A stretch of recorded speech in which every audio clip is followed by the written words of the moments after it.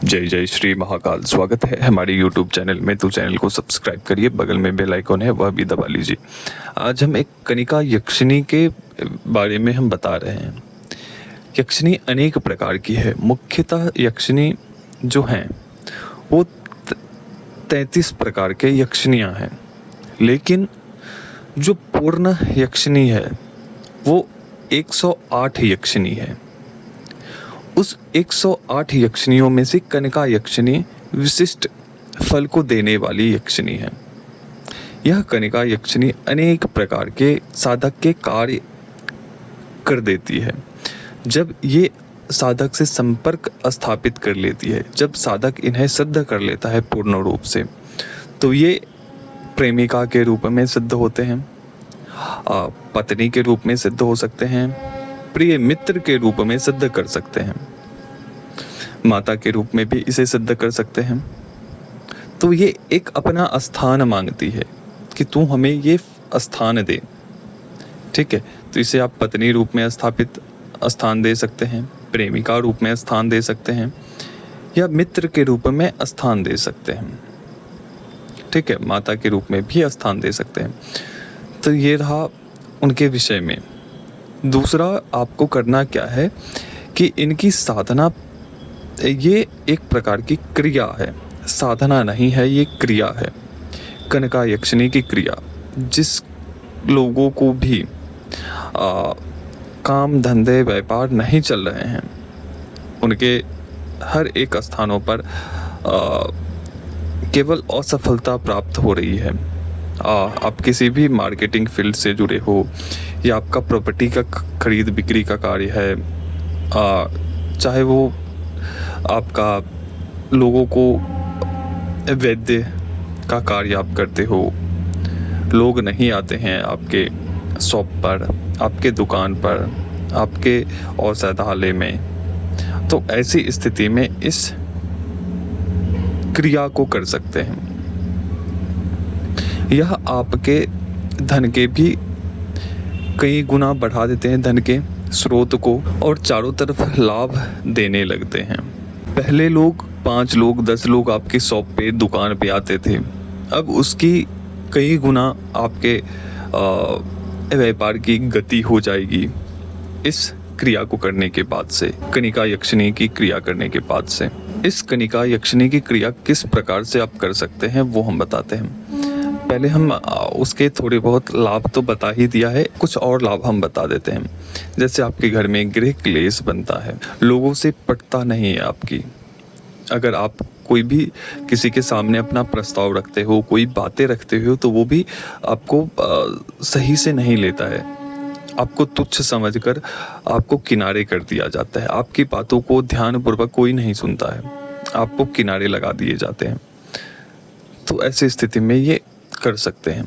अगर आपका कार्य प्रॉपर्टी का कार्य है, लोगों से मिलना जुलना होता है, और आप किसी भी व्यक्ति को कन्वेंस करना चाहते हो, आप अपने अनुकूल बनाना चाहते हो, तो यह एक शक्तिशाली क्रिया कर सकते हैं कनिका यक्षिणी की।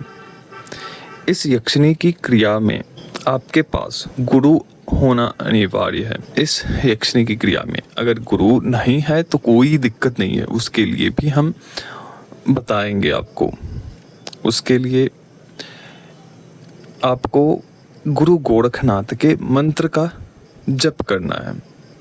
अगर गुरु गोरखनाथ का मंत्र नहीं है आपके पास, तो आप भगवान शिव के पंचाक्षरी मंत्र जोड़कर, एक बीज अक्षरी मंत्र है, उस मंत्र का जप करके गुरु की तत्व की स्थान दे सकते हैं। इसकी क्रिया हम बता रहे हैं कि कैसे आपको इसकी क्रिया करनी है। आपका कोई भी स्थान हो, चाहे वो घर हो, चाहे वो घर का छत हो, तो आप घर में भी कर सकते हैं, या आप अपने घर के छत के ऊपर कर सकते हैं। और वहाँ पर आपको करना क्या है कि ये मात्र 7 दिनों की क्रिया है। 7 दिन, 3 दिन या 11 दिन की क्रिया आप कर सकते हैं। आप एक समय का चयन करना होगा, जैसे पूर्णिमा से 7 दिन पहले आपको बैठना है, या पूर्णिमा से 11 दिन पहले बैठना है, पूर्णिमा से 3 दिन पहले आपको बैठने हैं। तो ऐसे आपको बैठने हैं। सामग्री आपको क्या चाहिए होंगे? सामग्री आपको चाहिए होंगे, एक लाल वस्त्र आपका होना चाहिए। अगर लाल वस्त्र नहीं है, मतलब कि लाल आसन होना चाहिए।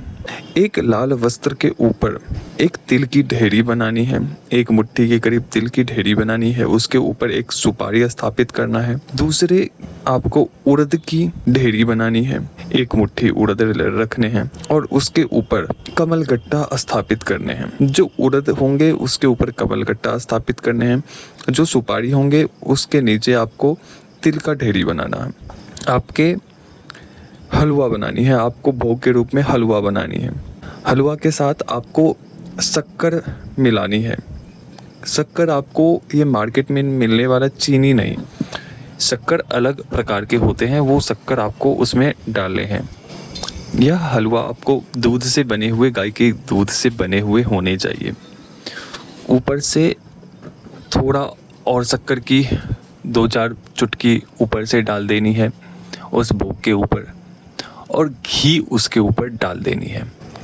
ये जो सामग्री रखेंगे आप, ये लाल कपड़े के ऊपर स्थापित करने हैं। और आपके पास एक 7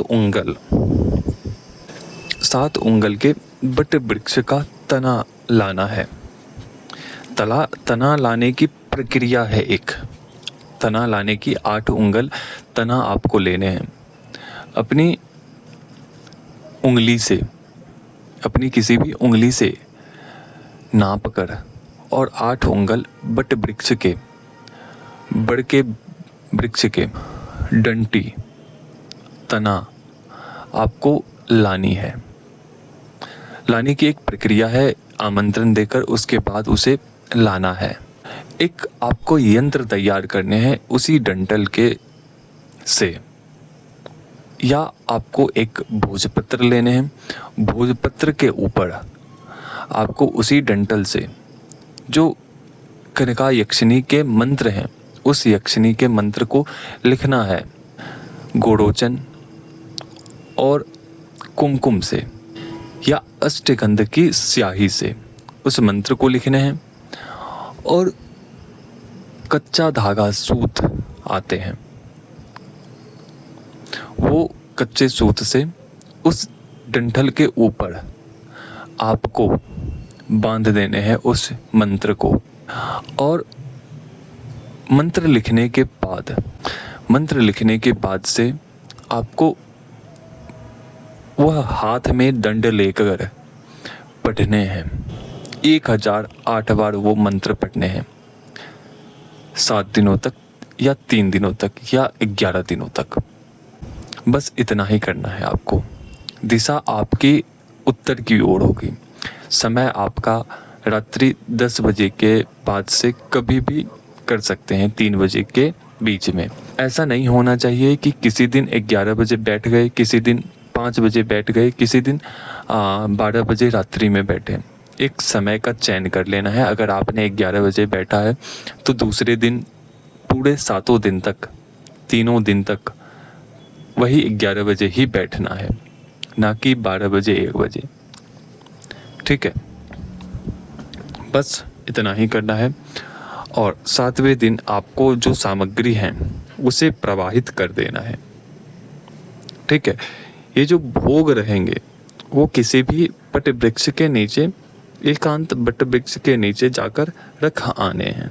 और सभी सामग्री प्रवाहित करने के बाद से आपके पास केवल वो जो डंटे बचे हुए हैं, तना बचा हुआ है, केवल उसको ही अपने पास रखना है।